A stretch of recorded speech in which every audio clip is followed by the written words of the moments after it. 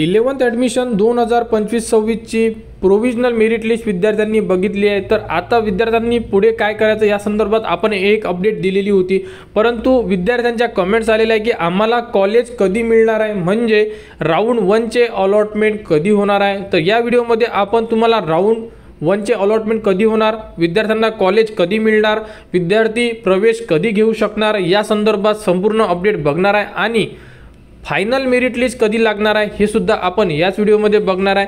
तर व्हिडिओ शेवटपर्यंत बघा आणि 11th ॲडमिशन 2025-26 च्या ॲडमिशनसाठी आपल्या चॅनल सबस्क्राइब करा, जेणेकरून येणाऱ्या संपूर्ण जे राऊंड असतील त्याबद्दलच्या अपडेट तुमच्यापर्यंत पोहोचल्या पाहिजे।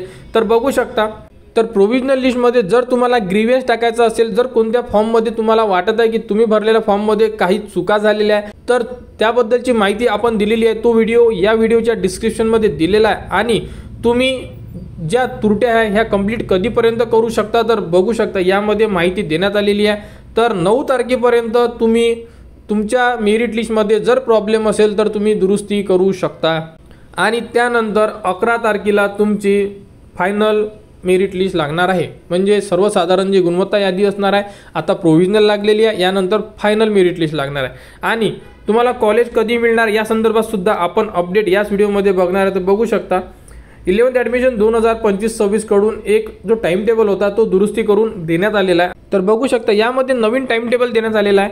टाइम टेबलनुसार जर बघितलं तुम्ही तर प्रोविजनल मेरिट लिस्ट लागलेली आहे, त्यानंतर 9 तारखेपर्यंत ग्रीव्हन्स म्हणजे तुम्हाला जर त्रुटी असेल तर तुम्ही कंप्लीट करू शकता।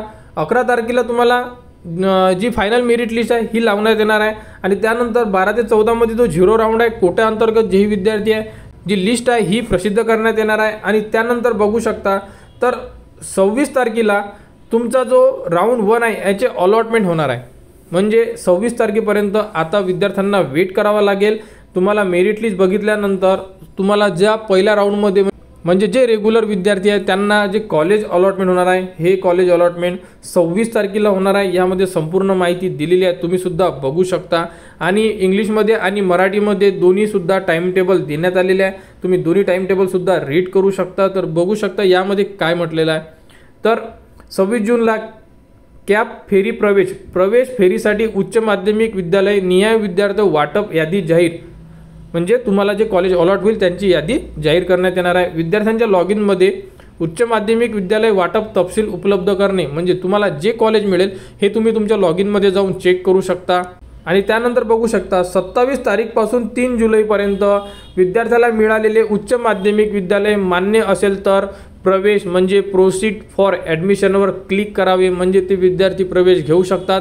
त्यानंतर तुम्हाला जेही तुमचे डॉक्युमेंट्स राहिले होते जे तुम्ही जेव्हा आपण फॉर्म रजिस्ट्रेशन केले पार्ट 1 रजिस्ट्रेशन केलं आहे त्यामध्ये आपण अपलोड करू शकलो नाही, तर ते डॉक्युमेंट्स तुम्हाला इथे अपलोड करण्यासाठी ऑप्शन येणार आणि त्यानंतर तुम्हाला जो फॉर्म आहे हा सबमिट करून त्यामधून तुम्हाला एक प्रिंट येणार आणि ती प्रिंट आणि डॉक्युमेंट्स घेऊन तुम्हाला कॉलेजला जायचं आहे, सबमिट करायचं आहे आणि ॲडमिशन प्रोसेस कंप्लीट करायची आहे। तर अशा प्रकारे ही एक प्रोसेस असणार आहे। तर विद्यार्थ्यांना कॉलेज 26 जूनला मिळणार आहे, तोपर्यंत संपूर्ण विद्यार्थ्यांना आता वेट करायचा आहे आणि यामध्ये जेही विद्यार्थी मायनॉरिटी कोटा किंवा मॅनेजमेंट कोटा त्यानंतर इन हाऊस कोटामध्ये असेल त्या विद्यार्थ्यांसाठी जो 0 फेरी राऊंड असणार आहे त्याबद्दलची माहिती यामध्ये दिलेली आहे। तर जेही विद्यार्थी या कोट्याअंतर्गत फॉर्म भरलेले असेल त्यांनी यामध्ये दिलेली संपूर्ण माहिती एकदा बघून घ्यावी। तर अशा प्रकारे ही ॲडमिशन प्रोसेस चालणार आहे। तर संपूर्ण विद्यार्थ्यांना आता वेट करायचा आहे। 11 तारखेला त्यांची फायनल मेरिट लिस्ट लागेल, अंतिम गुणवत्ता यादी यामध्ये माहिती दिलेली आहे, बघू शकता। तर संपूर्ण विद्यार्थ्यांना त्यांना जे कॉलेज कधी मिळालेलं आहे, कोणतं कॉलेज मिळालेलं आहे याबद्दलची माहिती 26 जूनला साईटवर उपलब्ध करून देण्यात येणार आहे। त्याबद्दलच्या संपूर्ण माहिती तुम्हाला आपल्या चॅनलवर देण्यात येणार।